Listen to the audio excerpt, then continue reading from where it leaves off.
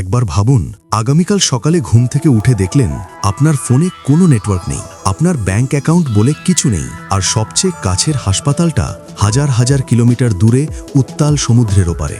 আমাদের কাছে এটা একটা দুঃস্বপ্নের মতো শোনায়, কিন্তু পৃথিবীর হাজারো মানুষের কাছে এটাই বাস্তব। পৃথিবীতে এমন কিছু দ্বীপ আছে যেখানে নেই বিমানবন্দর, নেই ব্যস্ত শহরের ভিড়, সময় চলে একদম আলাদা ছন্দে। এখানে টাকার চেয়ে বেশি গুরুত্বপূর্ণ কমিউনিটি, নিয়মের চেয়ে বড় মানুষের বিশ্বাস আর সম্পর্ক।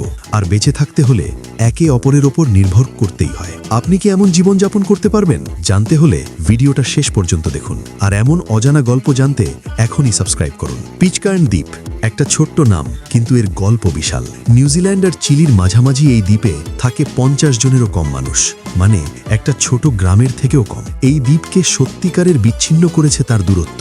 এখানে নেই কোনো বিমানবন্দর, এমনকি ঠিকঠাক বন্দরও নেই। সমুদ্রই একমাত্র ভরসা, আর সেই সমুদ্রপথে যেতে লাগে কয়েক সপ্তাহ।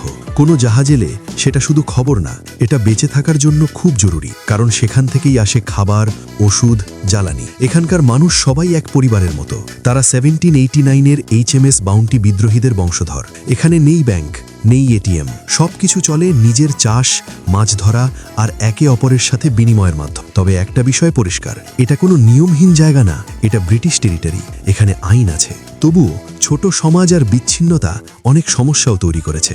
আজ পিটকার্নের সবচেয়ে বড় প্রশ্ন, এই ছোট্ট সমাজটা ভবিষ্যতে টিকে থাকবে তো? সেন্ট হেলেনা বিশ্বের সবচেয়ে বিচ্ছিন্ন বসবাসযোগ্য জায়গাগুলোর একটি। এখানে থাকে প্রায় 4000 মানুষ। অনেক বছর ধরে এই দ্বীপে যাওয়ার একমাত্র উপায় ছিল একটি জাহাজ, মানে ভ্রমণ, চিকিৎসা, খাবার সবকিছু আগেই পরিকল্পনা করতে হতো।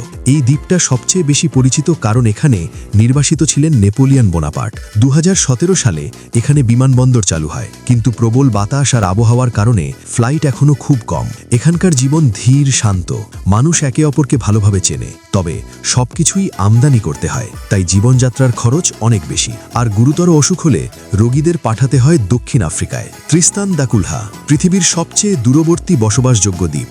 একসময় আগ্নেয়গিরির কারণে পুরো জনসংখ্যাকে দ্বীপ ছাড়তে হয়েছিল, কিন্তু অবাক করা ব্যাপার হলো অনেকেই আবার ফিরে এসেছে। এখানে জীবন মানে নিজের সিদ্ধান্ত নয়, পুরো কমিউনিটির সাথে মিলিয়ে চলা। জাহাজ আসে খুব কম, তাই সবকিছু আগে থেকে পরিকল্পনা করতে হয়। এখানে প্রধান আয় লবস্টার মাছ ধরা, আর সবাই মিলে কাজ করে আয় ভাগ করে নেয়। বিদ্যুৎ আসে ডিজেল জেনারেটর থেকে, পানি সংগ্রহ করতে হয় আলাদা করে। গুরুতর অসুখ মানে দীর্ঘ যাত্রা, বড় খরচ আর অনিশ্চয়তা। পামারস্টন দ্বীপ একটা পুরো সমাজ, একটা পরিবারের উপর দাঁড়িয়ে। এই দ্বীপের প্রায় সবাই একজন ইংরেজ নাবিক উইলিয়াম মাস্টার্সের বংশধর। এখানে ব্যক্তিগত স্বাধীনতার চেয়ে বেশি গুরুত্বপূর্ণ সমাজের ঐক্য। নগদ টাকা প্রায় নেই, সবকিছু চলে ভাগাভাগি করে। বিদ্যুৎ নির্দিষ্ট সময়ের জন্য, আর পানি আসে শুধু বৃষ্টির মাধ্যমে। এখানে বাঁচতে হলে প্রকৃতি আর মানুষের ওপর সমানভাবে নির্ভর করতে হয়। স্যাভেজ দ্বীপপুঞ্জ এখানে কেউ স্থায়ীভাবে থাকে না, এটা একটা সম্পূর্ণ প্রাকৃতিক সংরক্ষিত এলাকা।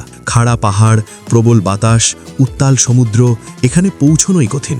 এখানে আছে হাজার হাজার সামুদ্রিক পাখি, বিশেষ করে কোরিজ শিয়ার ওয়াটারের বিশাল উপনিবেশ।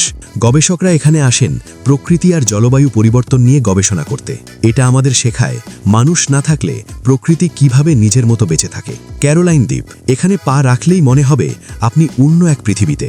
কোনো মানুষ নেই, শুধু প্রকৃতি আর তার শব্দ, ঢেউ, বাতাস, পাখির ডাক, সবকিছু যেন একসাথে একটা জীবন্ত সুর তৈরি করে। এখানে সবকিছুই নির্ভর করে প্রস্তুতির উপর। পানি শুধু বৃষ্টির মাধ্যমে, তবুও জলবায়ু পরিবর্তন এখানেও প্রভাব ফেলছে। লর্ড হাউ দ্বীপ একটা উদাহরণ কিভাবে মানুষ প্রকৃতির সাথে মিল রেখে বাঁচতে পারে। এখানে একসাথে 400 জনের বেশি পর্যটক থাকতে পারে না। সাইকেলই প্রধান যানবাহন, দূষণ নেই, কোলাহল নেই, সবকিছু চলে টেকসই পদ্ধতিতে। মাছ ধরা, বর্জ্য ব্যবস্থাপনা, জীবনযাপন। এই দ্বীপ ইউনেস্কো ওয়ার্ল্ড হেরিটেজ সাইট। এই দ্বীপগুলোর গল্প শোনার পর সবচেয়ে বড় প্রশ্নটা হয়তো বদলে যায়, আমরা কি সত্যিই আধুনিক জীবনে ভালো আছি, নাকি কিছু গুরুত্বপূর্ণ জিনিস আমরা হারিয়ে ফেলেছি? এই মানুষগুলো অনেক সুবিধা ছাড়লেও তারা পেয়েছে কমিউনিটি, সম্পর্ক আর একসাথে বাঁচার শক্তি।